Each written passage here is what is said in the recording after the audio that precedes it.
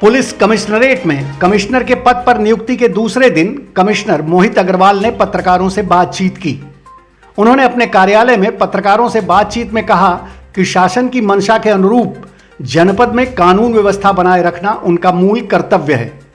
शांति व्यवस्था में कहीं से भी व्यवधान न होने पाए, इसका पूरा ध्यान रखा जाएगा। इसके साथ ही सीएए कानून के बारे में बात करते हुए उन्होंने कहा कि आम जनमानस में कोई भ्रम ना हो और इससे कोई अप्रिय स्थिति उत्पन्न ना हो, इसके लिए पुलिस लगातार मुस्तैद रहेगी। पुलिस की ओर से संवेदनशील क्षेत्रों की जानकारी के साथ साथ अन्य जरूरी व्यवस्थाएं भी मुकम्मल की जाएंगी। पुलिस कमिश्नर मोहित अग्रवाल ने अपराधियों को कड़ी चेतावनी दी। उन्होंने कहा कि किसी भी जघन्य अपराध में शामिल अपराधी व हिस्ट्री शीटर को थाने में जगह नहीं दी जाएगी। इसके साथ ही किसी अपराधी की आवाभगत करते हुए थानेदार नजर आए तो उन पर भी सख्त कार्रवाई होगी। इसके पूर्व सोमवार को वाराणसी के पुलिस कमिश्नर रहे अशोक मुथा जैन का तबादला लखनऊ में पुलिस भर्ती बोर्ड में किया गया था।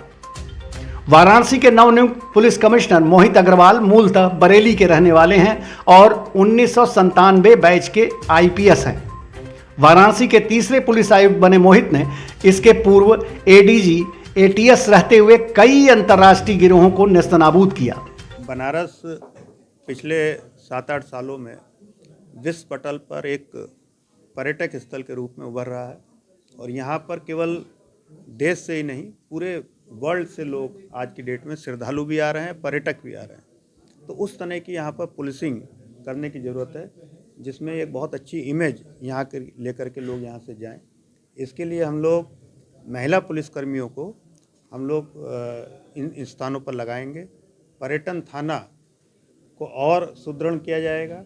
इसके अलावा कुछ ऐसे ट्रेनिंग प्रोग्राम्स हम लोग ऑर्गेनाइज करेंगे जिसमें हमारे पुलिसकर्मी जो श्रद्धालु आते हैं, जो आगंतुक आते हैं यहाँ पर, उनके साथ अच्छा व्यवहार करें। वो उनको एज ए गाइड के रूप में लें। उनको किसी भी तरह की दिक्कत हो, ज़रूरी नहीं है वो पुलिस रिलेटेड ही मैटर हो, किसी को रास्ता चाहिए, किसी को रेलवे स्टेशन जाना है, किसी को हवाई अड्डे जाना है, तो उसमें भी वो जो है उनको एज ए गाइड हमारे पुलिसकर्मी काम करेंगे। तो एक अच्छी इमेज पुलिस की उभर करके आएगी और काशी का जो नाम है वो और रोशन हुआ। सर, अगर बात की जाए तो बाबा विश्वनाथ कभी कभी जो मंदिर यहाँ के हैं वहाँ पर पुलिसकर्मियों कभी कभी श्रद्धालुओं के साथ बड़ा बर्ताव करते हैं, तो उनके लिए किस तरह का होता है? देखिए, इसके लिए मैंने कहा कि लगातार जो है हमको अपने पुलिसकर्मियों को ट्रेन करने की ज़रूरत है और ये ट्रेनिंग हम लोग कराएंगे और यदि कोई इस तरह का दुर्व्यवहार करेगा तो उसके विरुद्ध कड़े से कड़ी कार्रवाई भी की जाएगी।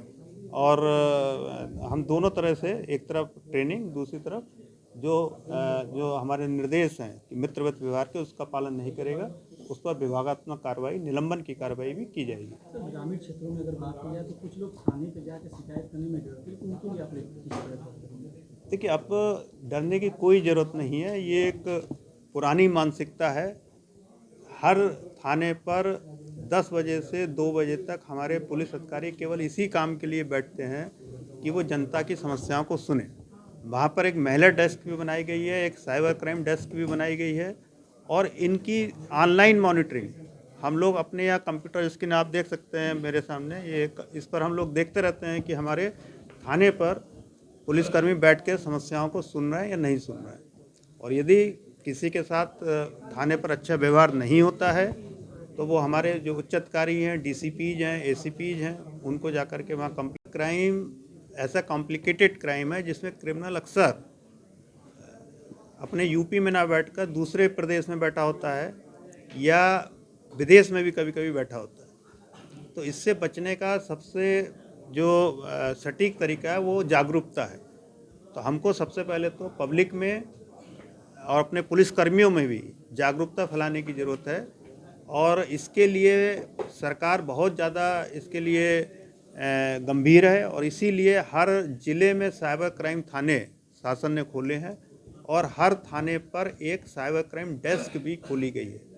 साइबर क्राइम से पीड़ित यदि कोई व्यक्ति है, यदि वो तत्काल पुलिस को सूचना दे दे तो काफ़ी मामलों में जो उसका पैसा चला गया है उसको पुलिस बैंक से बात करके उसको ट्रांसफ़र होने से रुकवा करके पैसा वापस भी कराइए। कई करोड़ों में रुपया इस तरह का वापस कराया गया है।